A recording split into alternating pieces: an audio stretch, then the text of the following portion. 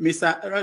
Farotimi, let me tell you what the people are saying. His people are saying that we should forget about his biography, forget about how he made his money, that he built Lagos, that he has what it takes to move the country to that a place that we want the country to be. How do you respond to that? That it should be about issues. Yeah, it should be about issues, not about the personality. No, it's fine. My people have a proverb. Yeah, I'm a Yoruba man, and I grew up with old people. One of their fundamental proverbs, they say, "Ẹni tó bá máa dá aṣọ ró ni, tọrùn ẹ̀ là ń kọ́ wò," which means that the person who would clothe you, who is promising you regular clothing, you should look to what he is wearing. Bola Ahmed Tinubu has been in undisputed control of Lagos State for the last 23 years. 23 years. That's a lifetime. There is an Islamic tradition that says that when a child is born, it is old enough to die. So a man has been in control of a state, unchallenged, for 23 years. It is the fourth largest economy in Africa. It is larger than a lot of countries for 23 years. So let us use Lagos. And at least I'm happy that he himself has happily claimed Lagos as the nadir and plateau of his administrative capacities. Let's look at healthcare. The man is himself a decrepit basket case in terms of health. Every time he's off to London or Paris, he's off to everywhere to treat himself but the General Hospital Ikeja or Lasut. Everywhere else but any of the health facilities that he has superintended directly or indirectly for the last 23 years. I am resident in Lagos, and I have been long before he found his current Lagos.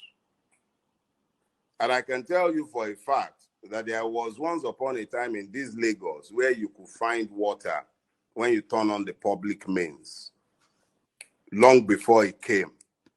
Today, that is not the case in vast parts of the Lagos metropolis. And yet, there are enough debts for 2 generations to inherit, in spite of the fact that the facilities have not been built. I have lived in the Greater Lekki Peninsula, particularly the Ajero-Agoge axis, for the last, I've been living here since 2002, so this is my 20th year. Lagos State has not built 1 square inch pipe water in the entire Lekki Peninsula, with the possible exception in some parts of Lekki Phase 1. That is a metropolis housing millions, and yet this is a state below sea level. People are sinking boreholes in their individual homes. The only intervention the state has sought is to tax the boreholes. There is only one road in and out of my metropolis, Lekki. It was built by Jakonde. Tinubu came, stole my road, turned it into a concession, bought back the concession twice. The Lagos State government has bought it back twice. It became the scene of a mass murder, certified as a massacre by a tribunal set up by the state itself, populated by people nominated by the state itself. And then the man tells me that he is the apogee of governance capacity in Nigeria, and that I should applaud and hail Hosanna, and he will come and solve the problems created by the mess and disaster that he helped to install in 2015.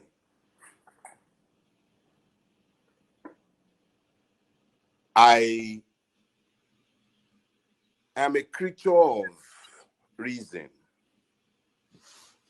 and my brain tells me that it is exceedingly delusional for anyone to suggest that a man who has failed so woefully in so dictatorial control of a state for 23 years, the richest of the states in this country, the 4th largest economy in Nigeria, that has become a glorified slum, a painted sepulchre, no drainage system to speak of, avarice and greed governing everything, shamelessly taking his hand directly into the coffers of the state in the name of a commission for a criminal organization called Alpha Beta. And that is the person that should be the president of my country. Yes, I remember you saying we shouldn't